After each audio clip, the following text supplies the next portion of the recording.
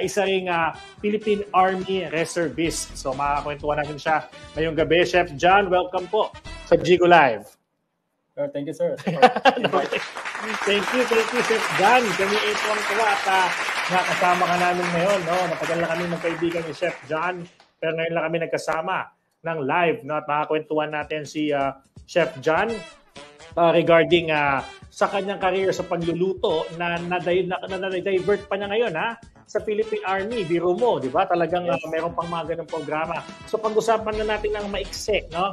Yung career mo, Chef John, sa pagiging chef. Then puntahan natin yung pagiging Philippine Army. Then yung pag-uusapan natin kung paano mo napagsama yung dalawang two loves mo na yan. So simulan mo na sa pagiging chef. Yung compressed story niyan, Chef John. Actually, yung una ko starting talaga, paano naging chef talaga? Actually, una kong trabaho, galing ako Shanghai lang. So, galing ako nung una akong nagiging dishwasher ako, hanggang kitchen helper, hanggang naging promote ako, naging chef. Andun, marami akong nakasan na pagluluto sa isang kusina, isang hotel. Hanggang na-promote ako, naging head chef ako. And then, andun. So, pumunta ako, naging judge ako sa mga naging brand ambassador ako sa Omega Houseware. Oo. Philippines naman. Do you know the mga kitchenware? Omega Houseware? Yes, yun. Doon ako nakilala. So, after nun, doon nag-umpisa yung career ko. After nung may kumukuha sa akin ng mga guesting show. Commercials. Yan. Correct. Yun, naglabas ako sa commercial, counting commercial. Before yun, bata pa ko nun matanda na ako. Pero ganun pa din, Ganun pa din. Batang pa din.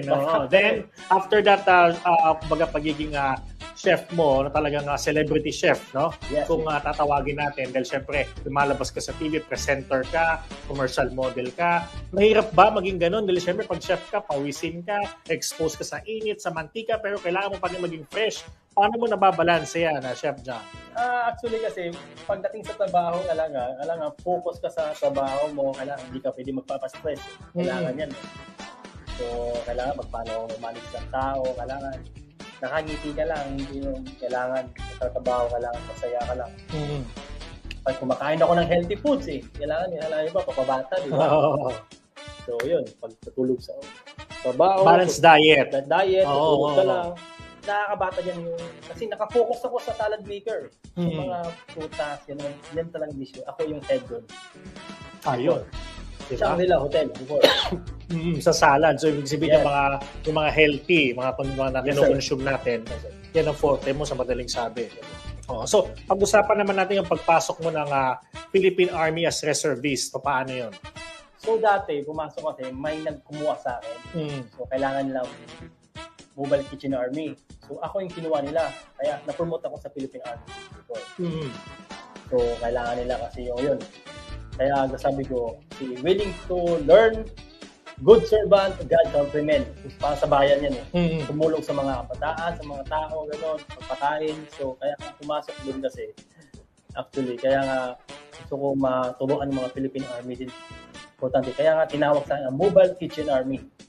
So, binigyan ako ng award nung nakaraan last year. Purple medal. So, lang kawal kusina sa Mobile Kitchen Army. Kaya natuwa yung general sa akin kasi nung nagpakain ako sa mga nagsisimba. Ng lugaw, ako sa mga manok, yung mga nagpakain. Kaya nagtuwa na binigyan ako ng award.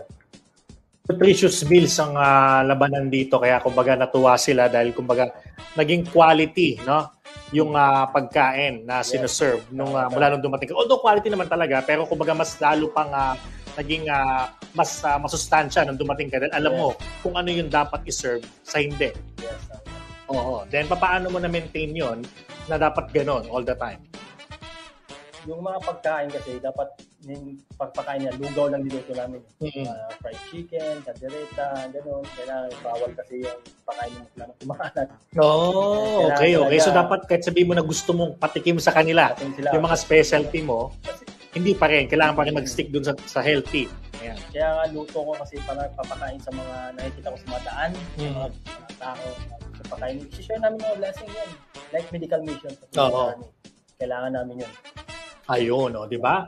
So, Chef John, ito, no? Siyempre, napag-usapan na natin yung career sa pagiging chef, magiging Army Reservist. Ano naman yung mabibigay mong advice sa mga kababayan natin na gusto kang tularan someday, na sila magaling magluto at the same time, meron din silang puso sa pagtulong sa bayan. Ano mabibigay mong payo sa kanila para matularan kanila balang araw? Balang araw, sabi ko sa'yo, huwag kang sumuko sa problema kasi ang problema andyan lang yan. Kaya basta patuloy ka pa rin kahit napapagod ka, na-depression ka sa buhay, patuloy ka pa rin kasi ang pangarap andyan lang yan. Huwag matakot. Ayun. Pinaka-the best talaga. Ayun, di ba? Huwag matakot, ituloy lang, no? Ituloy lang. Kung ano yung mga gusto mong gawin sa buhay. Kaya sabi ko, keep going lang. Kasi normal lang yun, parang naghihirap ka, down na down ka sa buhay, okay lang yan. Basta putati yung patuloy ka pa. Correct. Very well said, no? Chef John, ito naman, no?